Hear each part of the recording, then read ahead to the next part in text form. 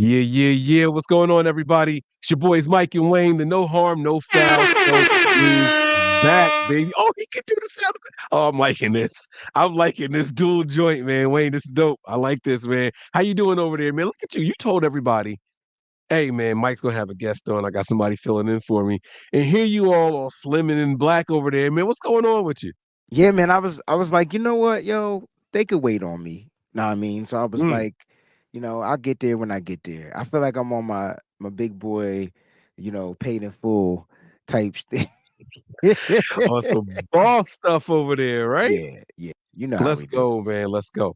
This is gonna be a fun episode. You know why? The 49ers have been out and they've been on a tear, right? And while all things haven't been perfect, it's very obvious that the Niners are still one of the best teams in the NFL. And you Mhm. listen to any national media source, they'll tell you the same thing. The Niners are looking like the team to beat right now. Meanwhile, we have us under a microscope so much where we're like, man, we can get better at this, we can get better at that. We need to be careful of this, we need to get better at that, right?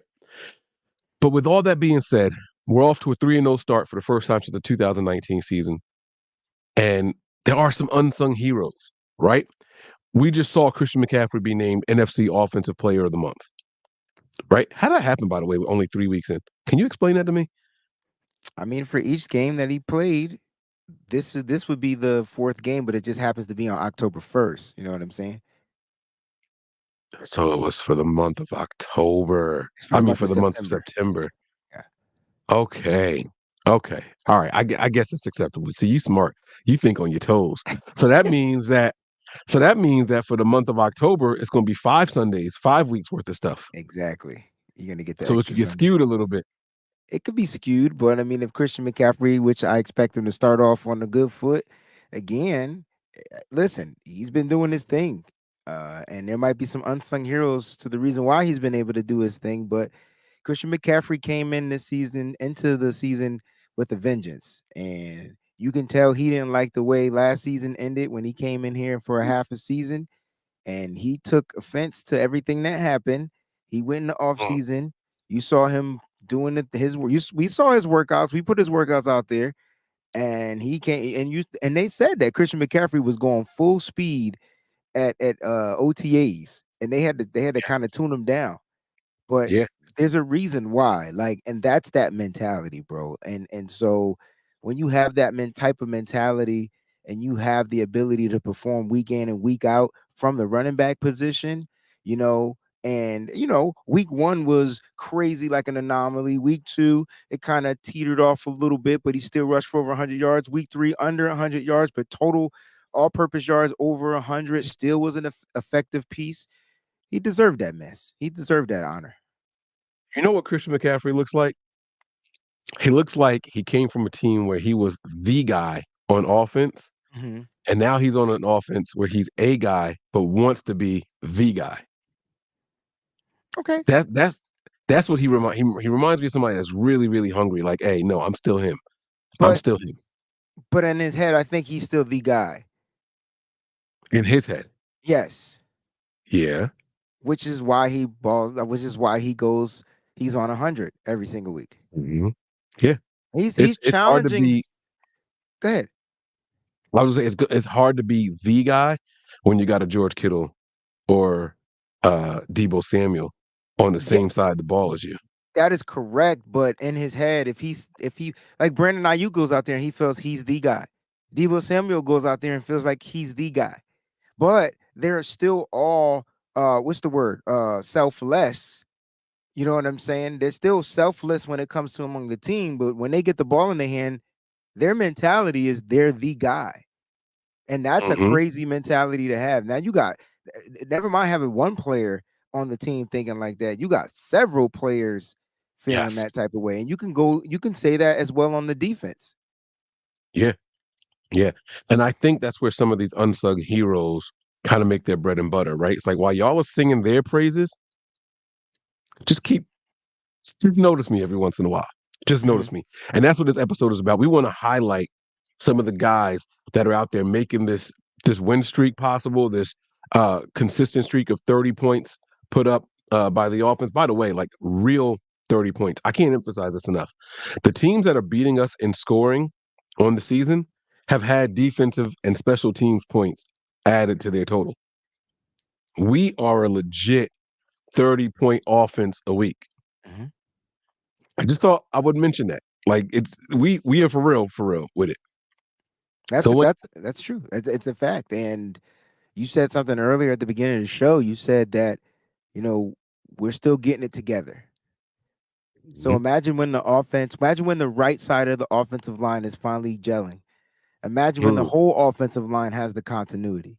Imagine mm, when everybody's out there just healthy. We saw it week 1, and now this week we may be without Deebo Samuel. Last week we were without Brandon Ayuk. And so like just imagine, it's a marathon. It's not a race, but right.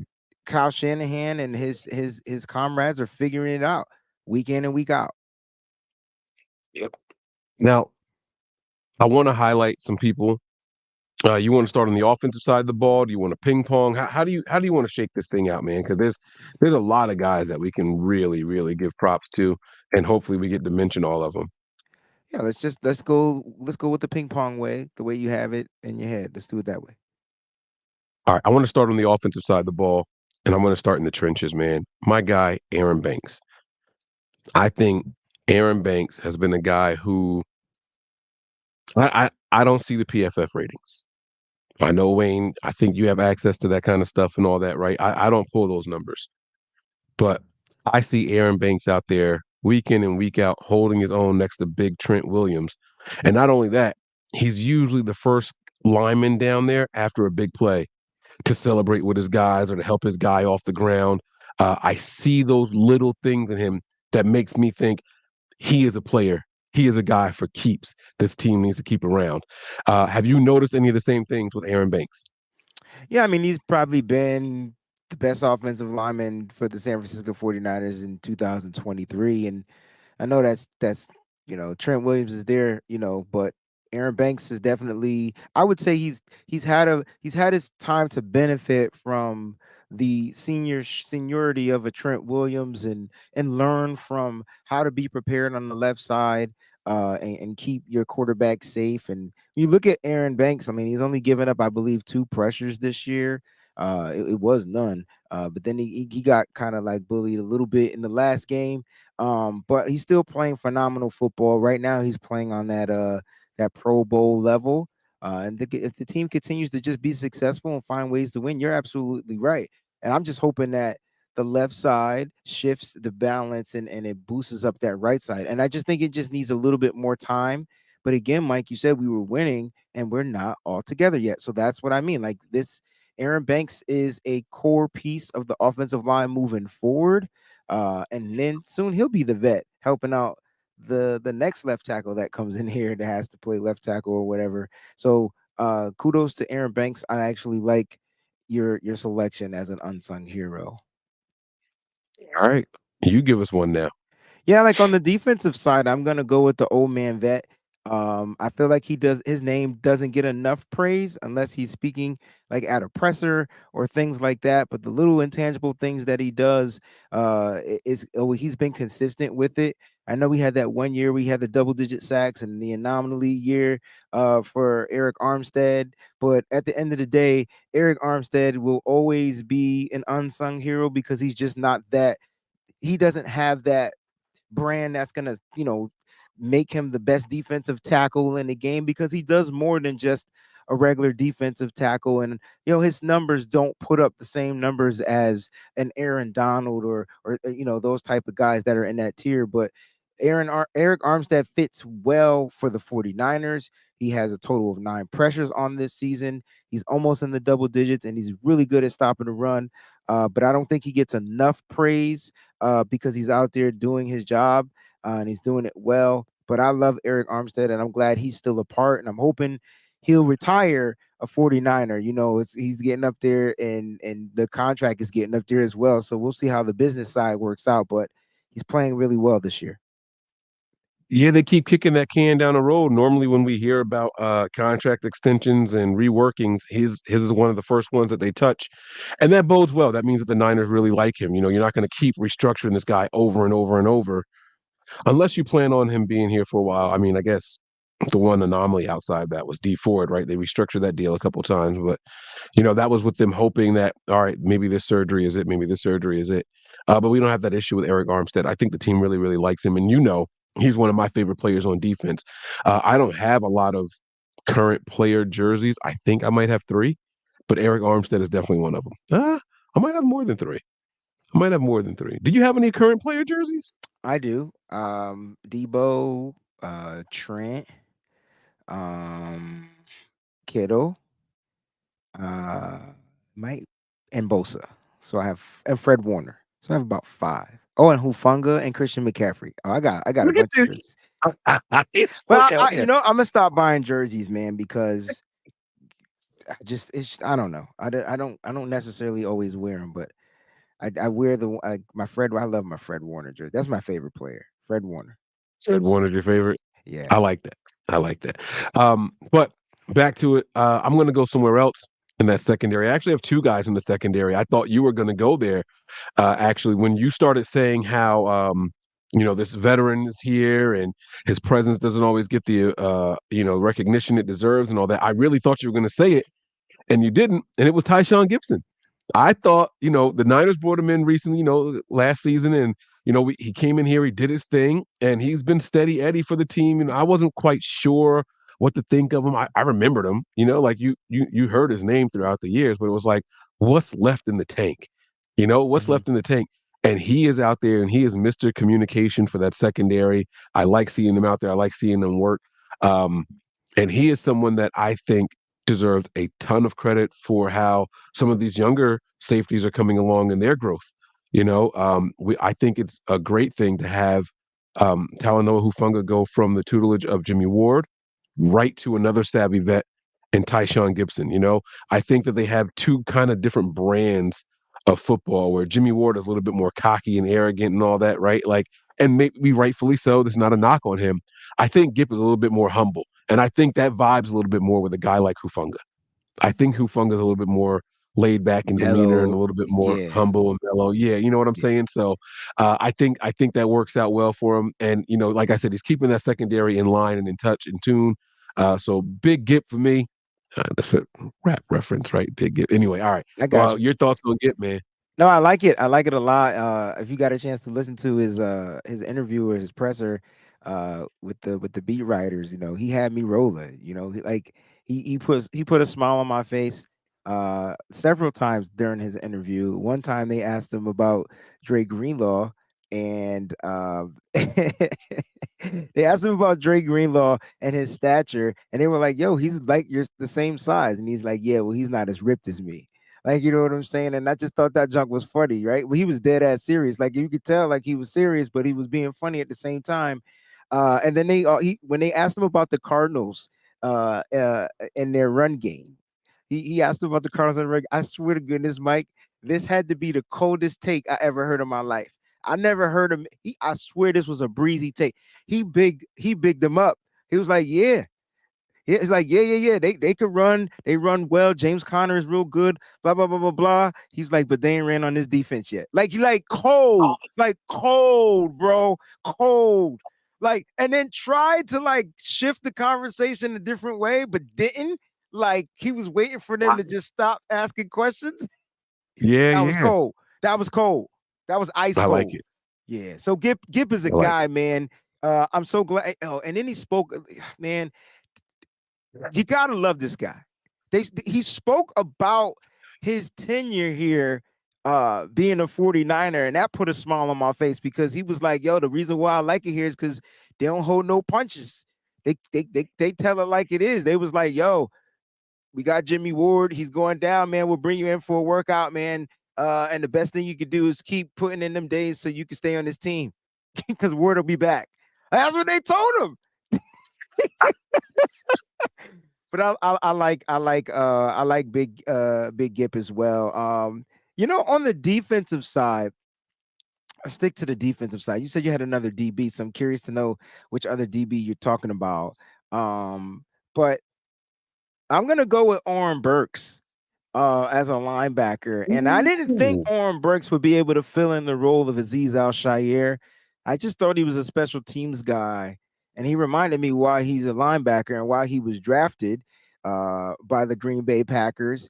And he reminded me why he was a guy that was on the big board for the San Francisco 49ers in the same year they drafted Fred Warner. This is so funny, right? And it's amazing how they ended up getting their guy. Like later on down in the road, right? And so I would say he's been nothing but a breath of fresh air for the 49ers on the base packages. He had his big game last week, several tackles. He had one coverage bust, but I mean, which linebacker doesn't? Hmm. But yeah, like I think Oren Burks is playing, you know, 49er grade A linebacking football, bro. And his name goes unnoticed because when you say Oren Burks, you think special teams. Nah, he's the starting Sam Backer for the San Francisco 49ers. I think the reason why people don't see him too often is because teams come out right away in three wideouts, bro. They come out in 11 Hmm. personnel. We're automatically in nickel. So I just wanted to show Oren Burks some love. No, that's a good one too, and I'll give him some props, some praise, you know. And I always feel like he's so much older I than what he know. actually. I don't know if it's his name, Oren. You know what I mean? Like I don't know Yeah. if it's the name or something, but he just feels like another 32-year-old player in my mind. You know what I mean? Like he just feels like the savvy vet. But he's not. You know, you talked about him coming in the same time as Warner, and I was like, damn, that's right. Like that makes sense. He should be about 27, 28 years old, something like that. So I thought that was pretty dope, man. That's really, really good as well. The guy in the secondary I was gonna praise was the one that when the Niners got him, I was really high on him. I was like, oh, this is going to be good. It's going to be a good fit. And then preseason came, and I was like, yeah, man, I don't know. And then I started Okay. digging through the camp reports, and I was like, I got you. yeah, yeah, man, I still don't know. And then he gets out here, has a good game, and then they ask the defensive coordinator about his play. And he said, yeah, he's always been good. He just needed to learn how they do things here, how Mm-hmm. we do things here. And that is Isaiah Oliver. Mm-hmm. Isaiah Oliver has really done a 180 in my mind. You know what? I guess I could say a 360 in my mind. I hate when people say 360 and they mean 180, but I was like, yes, good signing. Then I was like, no, bad signing. But now I'm back to yes. So I guess he really did come full circle in my mind with this one, right? So this is actually really a 360. But if you guys ever say like, oh, someone changed your mind on them, it's not 360, it's 180. Just that is a pet peeve of mine. Like when people say literally and they don't mean literally, Mm-hmm. it drives me crazy. When people say, "Oh, did a 360," and no, that's not what you meant. You meant 180. All right, so yeah, Isaiah Oliver, man, he came out like I said, started a little rough, and I was like, "Oh, he's not going to make this team, man. We need Womack. We need to make sure we got this guy. I don't want to see him on the field. If he gets out on the field, we in trouble." And now all of a sudden, it's like, I didn't say "Oh, that. he's." No, I know. I'm talking about me. I'm just talking about me. This is not, my thoughts do not represent those of Wayne Breezy with the I don't Wayne know Breezy why. Network. Yep, go ahead. I'm shutting up. No. It's all good. And so, like I said, I was gung ho on this guy, like really excited. And then when he came in here in preseason, I was like, nah, this ain't it. But he's back, man. And not only is he back, he's playing pretty damn well too. So shout out to him.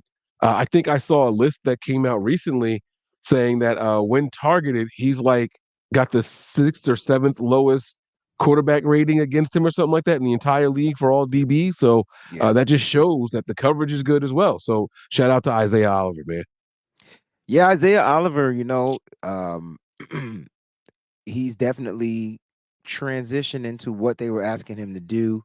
Steve Wilkes made it clear that he was going to be a situational guy from the start, which is exactly what he was. They had put Deommodore Lenoir there. They let Ambry Thomas start outside, and Ambry Thomas goes down with the injury. And next thing you know, Isaiah, your number's called. And I mean, listen, he is still a work in progress with Isaiah Oliver, but he's definitely had some big third down stops for the San Francisco 49ers defense. So you definitely got to give that man his props or his flowers or whatever it is you want to call it. Isaiah Oliver has been solid addition in free agency for the San Francisco 49ers. I'm trying to think on the offensive side, who else would be an unsung hero? I feel like the rest of the offensive line is still a work in progress. Um, you know, it's tough because everybody on the offensive side is like a weapon. Uh, the name you don't hear anymore, you don't hear it too often. You don't even hear it often, and that's Kyle Juszczyk. And I'm gonna have to put him in the unsung hero category. And the reason why I'm putting him there is because they don't have to utilize him like they used to. But who is always leading on them blocks for Christian McCaffrey? It is this man, Kyle Juszczyk, the guy throwing his body out there and making sure that he's getting a good block. Christian McCaffrey's able to bounce out to the outside or bounce or cut inside.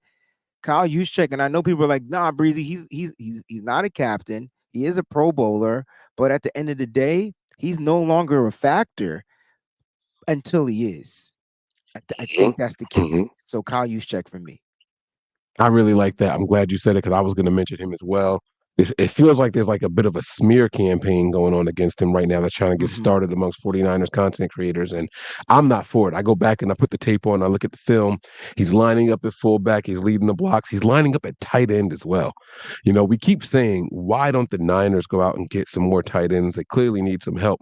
And this guy is such a jack of all trades that he's out there lining up as a tight end sometimes, an extension of the offensive line and everything. So he is really doing it all. This guy is our emergency quarterback.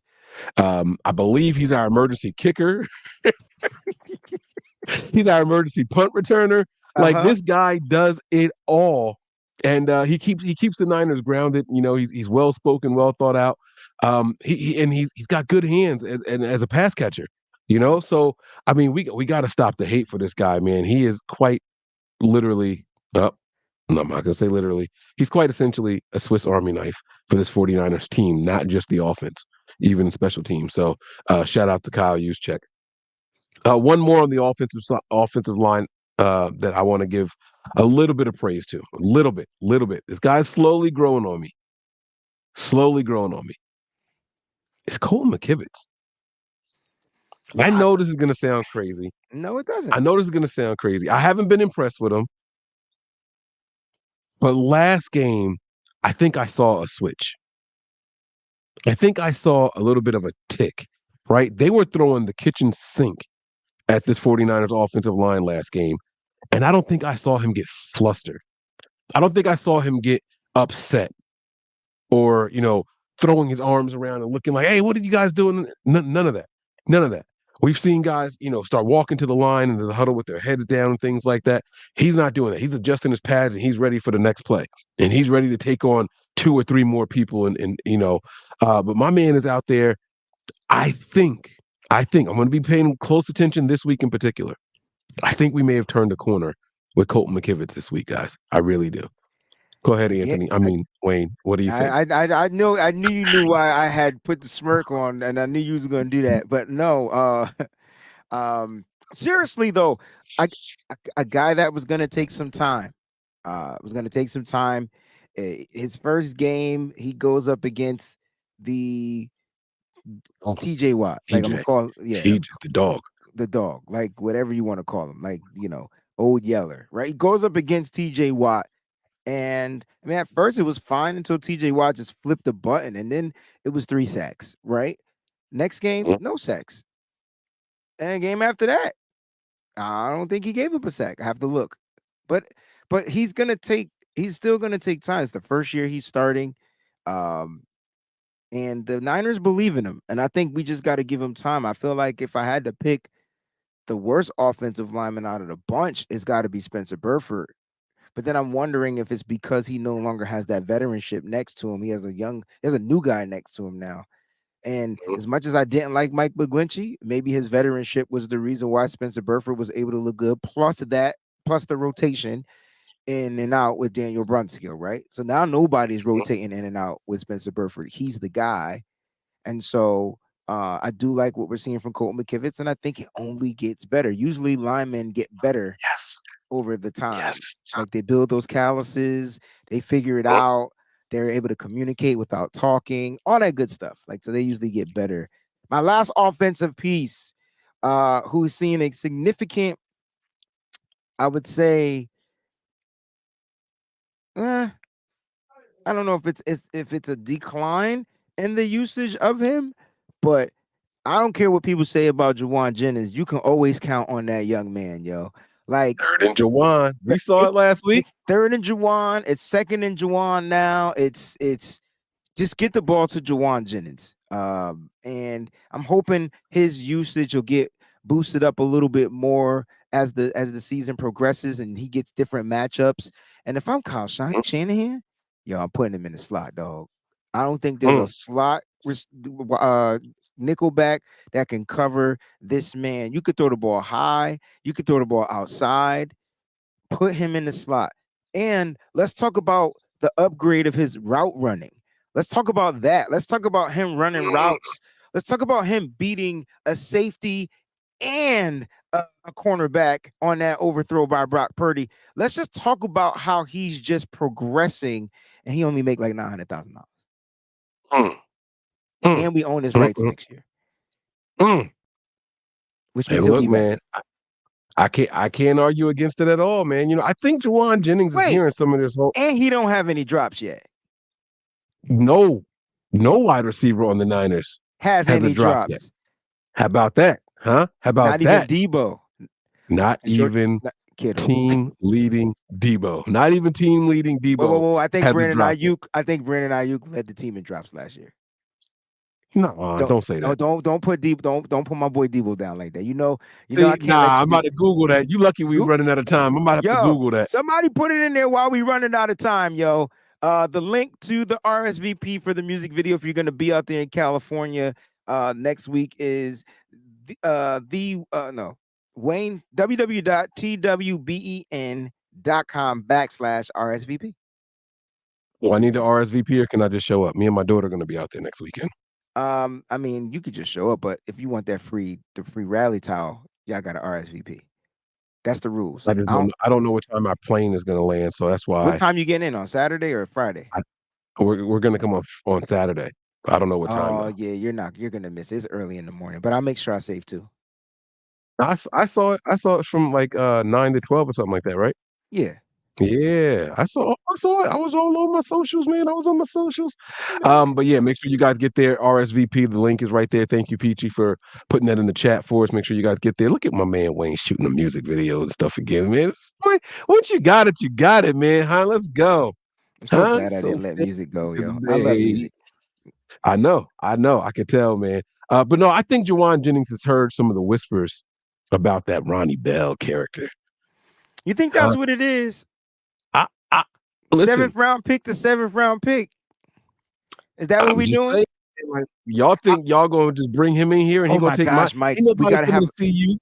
Yo, Mike. First, we gotta have another show next week. Tomorrow's the face off.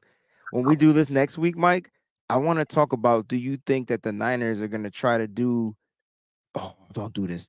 Will the Niners do what they did to? Will the Niners try to do? How do I say this? Will the Niners do what they did to Juwan Jennings to Ronnie Bell? Like how they groomed him to be the replacement for Bourne? Nah, they did Bell dirty. I mean, they did Jennings dirty. So, remember, it was the COVID season. We'll end on this. It was the COVID season, and somehow Jennings ended up getting some type of weird injury. So they released him. They cut him from the team because he was sick. Nobody picked him up. So when the Niners were able to get him back, it wasn't on no round pick contract. Like, you know what I'm saying? They were able to get him on. Yeah. Nah, don't do Ronnie Bell like that. They can't do Bell like that. Somebody will grab Ronnie Bell. They're not going to do Ronnie Bell like that. But if they no, because if they determine that, let's say Bell damn it, Wayne, I'm leaving. I don't want to have this conversation. I don't want to have that. I didn't even want to think of that. I'm out. Harm no foul on the prowl. We out. Ow. No team is safe. When the Niners are on the prowl, this is Mike and Wayne, y'all. No harm, no foul. Peace.